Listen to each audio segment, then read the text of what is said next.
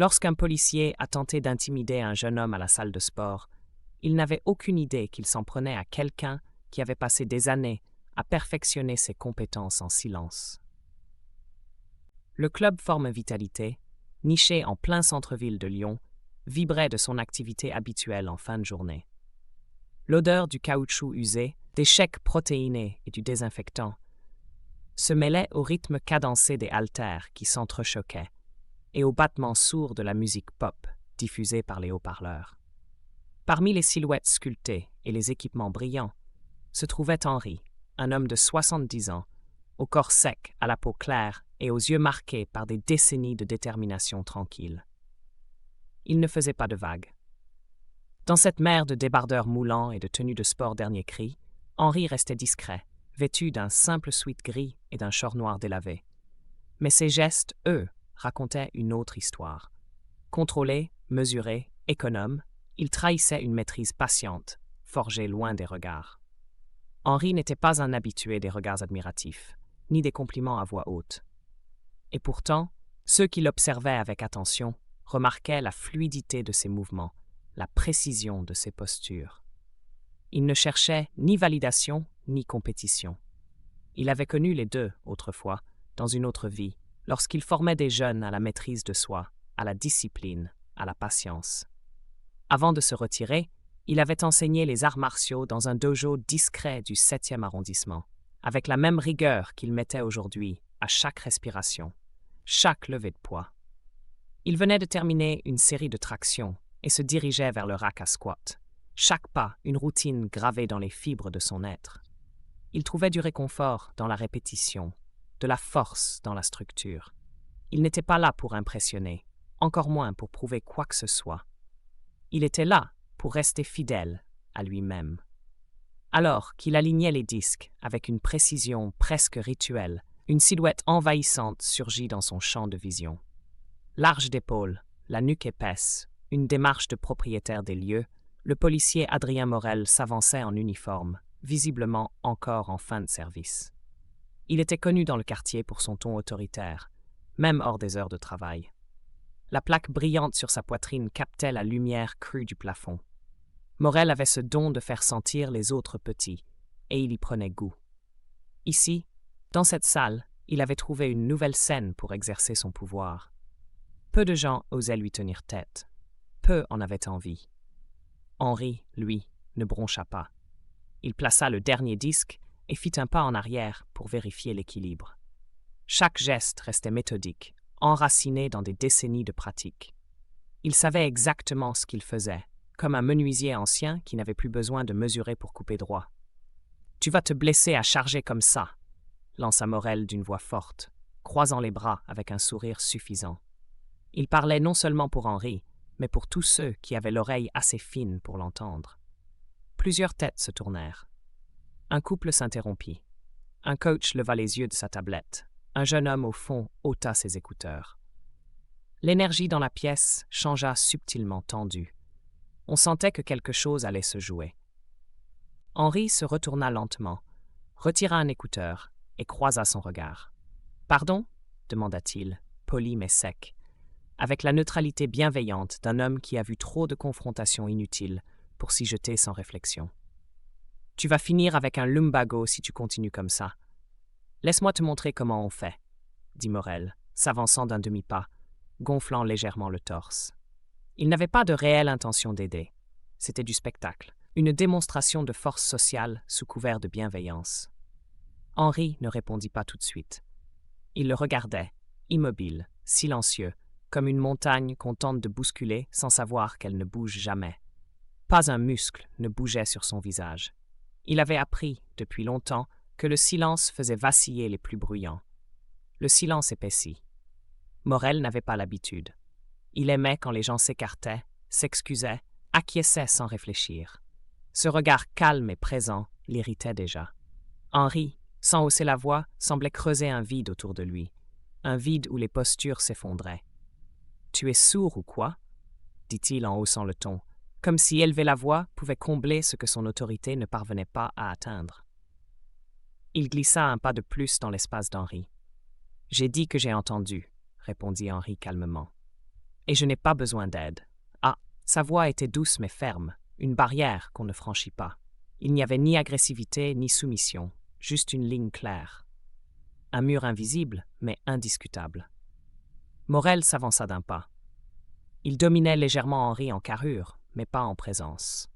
Sa taille, ses épaules, son uniforme, rien n'altérait la densité tranquille de l'homme face à lui. C'était comme essayer d'impressionner un chêne avec des pétards. « T'as un problème avec un conseil ?» cracha-t-il, son ton frôlant la menace. Mais Henri ne céda pas. La tension dans la salle s'intensifia. Le cliquetis des machines continua, mais les regards, eux, s'étaient figés. L'air semblait chargé, comme avant un orage. Henri secoua lentement la tête. « Non. Mais je ne prends pas de conseil de quelqu'un qui ne me connaît pas, qui suppose que je suis fragile parce que je suis plus âgé. » Il ne criait pas, ne sermonnait pas. Il énonçait un fait. Chaque mot portait un poids, une histoire. Des années d'infantilisation silencieuse, de regards condescendants, d'invisibilisation systématique. Un murmure parcourut les haltères, un sifflement discret. Même les haltérophiles les plus jeunes, ceux qui d'ordinaire évitaient les tensions, se redressaient un peu, intrigués. Morel rougit, non de honte, mais de colère. Il détestait être défié, surtout par un homme qu'il avait pris pour un vieillard inoffensif. Il fit un geste brusque, sa main se refermant sur la barre, et Henri bougea, un éclair. Plus tard, on parlerait d'un mouvement flou, rapide, élégant. En un pivot, il bloqua le poignet du policier dans un angle inconfortable, sans violence, mais avec une fermeté sans appel. Morel recula en titubant, le souffle court. Henri lâcha aussitôt, reprenant sa position comme si de rien n'était. Des exclamations s'élevèrent. Le policier redressa les épaules, mâchoire serrée. Il envisagea un instant d'aller plus loin, mais le regard d'Henri et le silence pesant autour d'eux l'arrêtèrent net. Le responsable du club arriva, faussement détendu. « Tout va bien ici ?» demanda-t-il en lançant un sourire qu'il n'adressa vraiment à personne. Morel grogna un oui et s'éloigna, furieux. Henri ne le suivit pas des yeux. Il se contenta de replacer la barre, posa les mains sur ses genoux, respira longuement, puis entama sa série. Il murmura, presque pour lui, « Voilà comment on s'y prend. » Les répétitions s'enchaînaient avec une maîtrise tranquille. À chaque levée, on devinait des années de discipline, de solitude aussi. Il n'était pas là pour impressionner qui que ce soit, juste pour entretenir une paix intérieure que peu comprenaient.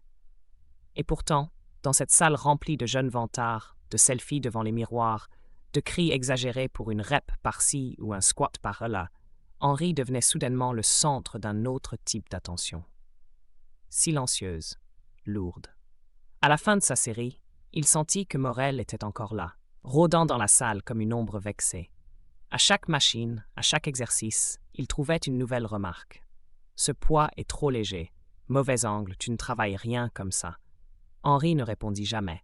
Il exécutait ses mouvements comme s'il était seul au monde, sourd au poison des mots. Même quand Morel s'approchait de trop près, comme un chien flairant une faiblesse, Henri gardait la même cadence. Inspirer, contracter, expirer, poser. Certains observaient, gênés. D'autres détournaient le regard. Un jeune homme au fond, torse nu, ralentit ses crunchs pour mieux écouter. Un vieux coach qui n'intervenait jamais se leva de son banc sans trop savoir pourquoi, puis se rassit. Une tension étrange s'installait. Ce n'était pas juste un conflit, c'était une collision entre deux mondes, celui du bruit, de l'ego, de la démonstration, et celui du silence, du contrôle, de l'expérience. Ce n'est qu'au banc de développé couché que la tension grimpa à nouveau. Henri ajustait les disques, se préparant à s'allonger. Il prit son temps, vérifia les attaches, plaça son dos correctement. Morel, toujours présent, s'approcha.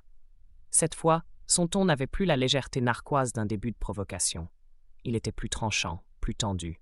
« Les types comme toi croient tout savoir, hein ?» Henri s'arrêta, se redressa et tourna doucement la tête. Ses yeux, calmes jusque-là, devinrent acérés comme des lames. Ce n'était pas un regard dur, c'était un rappel, de ceux qu'on ne croise qu'une fois avant de se souvenir de ne jamais recommencer. Il ne criait pas, ne menaçait pas, il constatait. « Qu'est-ce que tu insinues exactement ?» demanda-t-il d'une voix basse, posée, mais qui portait bien plus loin que prévu. La salle s'immobilisa. Les gens n'écoutaient plus leurs écouteurs. Une femme au tapis ralentit son nettoyage. « Même les haltères semblaient peser un peu plus lourd tout à coup.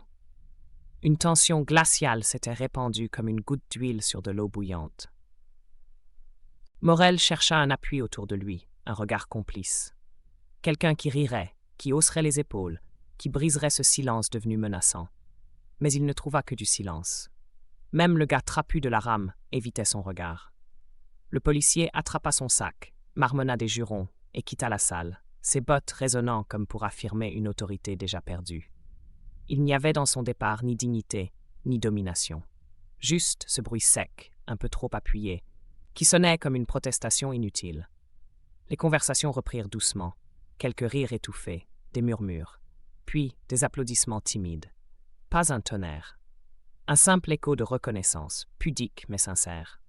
Henri leva une main, invitant au calme. Il ne voulait pas de victoire. Il n'était pas venu pour ça. Le silence revint peu à peu, teinté cette fois d'un respect discret, presque palpable. Un jeune homme s'approcha, encore stupéfait. Il avait les bras pleins de sueur et d'incompréhension. « Vous êtes un ancien militaire ou quoi ?» demanda-t-il avec un rire nerveux. Henri esquissa un sourire. Juste quelqu'un qui sait se défendre. Le jeune éclata d'un rire bref, secoué entre l'admiration et l'incrédulité. « Eh bien, vous l'avez remis à sa place. » Puis il s'éloigna, jetant encore un coup d'œil derrière lui, comme s'il voulait s'assurer que cette scène n'avait pas été une illusion. D'autres le regardaient aussi. Pas frontalement, mais du coin de l'œil, des hochements de tête, un respect silencieux, loin du tumulte habituel. Henri reprit son entraînement. Pas de triomphe, pas de pause, juste la rigueur. Les mêmes gestes, la même respiration, le même rythme. Comme si rien ne s'était passé. Mais chaque muscle semblait porter un peu plus de sens. Il bougeait avec une densité nouvelle, non pas alourdi par l'événement, mais porté par une forme de paix. Puis, direction les vestiaires. Il passa devant la fontaine à eau sans s'arrêter. Il connaissait déjà le goût du métal sur la langue, l'arrière-goût du contrôle. Dans le couloir, ses pas faisaient à peine de bruit. Devant le miroir, il observa son reflet. Le visage marqué, les pommettes anguleuses, les yeux fatigués mais constants. Il ne se jugeait pas. Il constatait. Le temps avait laissé ses marques, mais rien n'était fissuré. Il plia sa serviette, rangea ses affaires et enfila son sweat. Le tissu râpé du col frotta sa nuque avec la familiarité d'un vieil ami. Alors qu'il s'apprêtait à sortir, la jeune femme de l'accueil apparut à la porte. Elle hésita une seconde avant d'avancer. « Excusez-moi, merci, c'était intense. » Henri hocha la tête. « Tu as tenu bon, c'est important. » Elle franchit un pas. Ses bras étaient croisés, mais ses yeux brillaient d'une émotion qu'elle ne cherchait pas à cacher. J'ai failli me taire. J'ai déjà vu ce genre de mec. Mais là, je ne sais pas. Vous n'avez pas bougé. Comme si rien ne pouvait vous atteindre. Henri baissa les yeux vers ses mains. Les doigts calleux, la peau marquée par les années, mais la prise ferme, assurée. Le calme ne se trouve pas dans l'instant. Il se construit avant. Elle inclina la tête, cherchant à comprendre. Alors vous êtes vraiment entraîné? Un peu d'arts martiaux, un peu de vie. Mais ce n'est pas une question de combat, c'est savoir ne pas en avoir besoin. Il haussa son sac sur l'épaule. Le mouvement était fluide, sans tension. Comme s'il portait autre chose que du tissu, un ensemble de principes, de choix assumés. La préparation chasse la peur. Elle sembla absorber ses mots, comme s'il comblait un vide intérieur qu'elle n'avait pas encore nommé. J'ai toujours cru que le courage faisait du bruit. Henri sourit. Ce n'était pas un sourire large, juste une courbe discrète, marquée de bienveillance. Le vrai courage est souvent silencieux. C'est choisir de ne pas hurler, ne pas fuir, ne pas plier. Elle sourit à son tour, plus pleinement. Ses épaules se décrispèrent, son regard gagna en netteté. Il ne était que du bruit. Henri acquiesça lentement. Le bruit s'essouffle. Le calme, lui, persiste. Il se retourna vers la porte. Avant de l'ouvrir, il se ravisa. « Ton prénom ? Claire. »« Claire », répéta-t-il en hochant la tête. Le mot semblait peser juste ce qu'il fallait, ancré dans le présent. « Prends soin de toi. Vous aussi. Et encore merci. » Dehors, l'air du soir était frais, les phares glissant sur l'asphalte comme des lucioles pressées. Le vent portait des odeurs de bitume, de pain chaud resté en mémoire et de métal mouillé. Henri resta un instant immobile, capuche sur la tête, sac en bandoulière. Il ne faisait rien de spécial. Il était simplement là, présent. enraciné dans cet instant qui n'appelait ni mouvement ni parole. Un bus souffla au coin de la rue, projetant une vague de chaleur et de lumière. Il passa sans s'arrêter, indifférent à l'homme immobile sur le trottoir. Un couple courait en riant, traversant la rue à contretemps, leurs pas désaccordés, mais pleins de complicité. La ville avançait, indifférente. Elle ne retenait rien. Elle avalait tout jusqu'aux éclats les plus puissants. Henri inspira, lentement, et se mit en marche. Pas de musique héroïque, juste ses pas sur le trottoir, réguliers, sans emphase. Une semelle glissa brièvement sur une tache d'humidité. Un pigeon s'envola dans un battement d'ailes sec. Ce qui comptait, ce n'était pas d'être vu. C'était de savoir qui on est, quand ça compte. Et il le savait. Il le portait dans sa démarche, dans l'absence de besoin d'expliquer. Il atteignit sa voiture, une vieille berline aux vitres manuellement remontées, garée sous un lampadaire bancal. Il croisa un joggeur qui ralentit en passant, le reconnut sans dire un mot, mais lui fit un discret signe de respect. Henri répondit par un hochement de tête.